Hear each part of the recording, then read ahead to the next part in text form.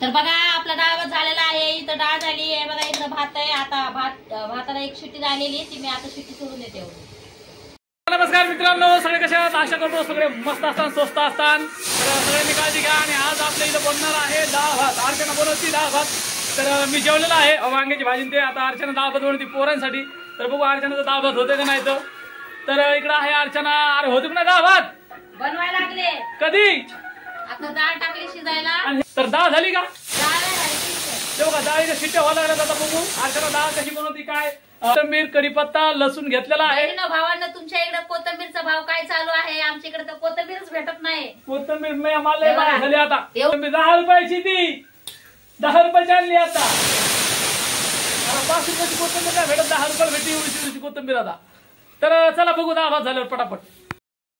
कोथिंबीर लसूण कढीपत्ता इकडे आहे, शिजून घेतलेली डाळ इकडे चालू, मिरच्या फ्राय। ती अर्चनाला खूप आवडते, त्याच्याने आम्ही हमेशा ही मिरची आणतो, काश्मीर मिरची। पटकन मी घेते डाळ बनवून। थोडस मीठ टाकते आधी डाळीमध्ये, हळद तर आधीच टाकलेली आहे मी। आणि बघा मी हे टाकणार आहे लाल मिरची पावडर, लाल मसाल्यासारखी डाळ करणार आहे मी आज मस्त। तर चला आपण घेऊ अगोदर लसूण टाकून। हे बघा लसूण टाकला,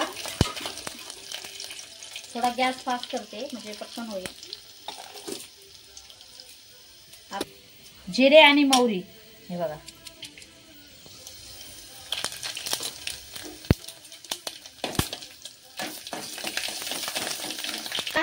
मी टाकते कढीपत्ता, हा बघा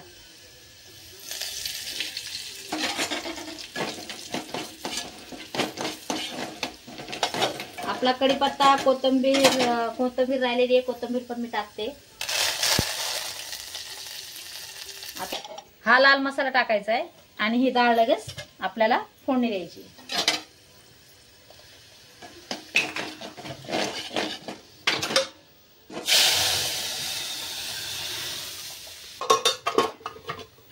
तर बघा आपल्या डाळीला फोडणी बसलेली आहे एकदम छान।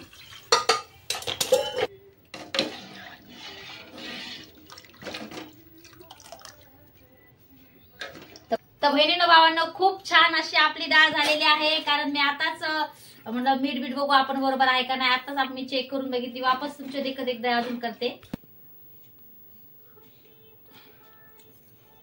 हा खूप छान अशी डाळ झालेली आहे, सेम टू सेम गावाकडल्या सारखी झाले। कारण गावाला असंच तिखट वरण करतात आणि मी पण आज तिखट वरणच केलंय, कारण फिका डाळ भात खाऊन कंटाळा आलाय। तर मी घेते आता पटकन कुकरला भात लावून। आता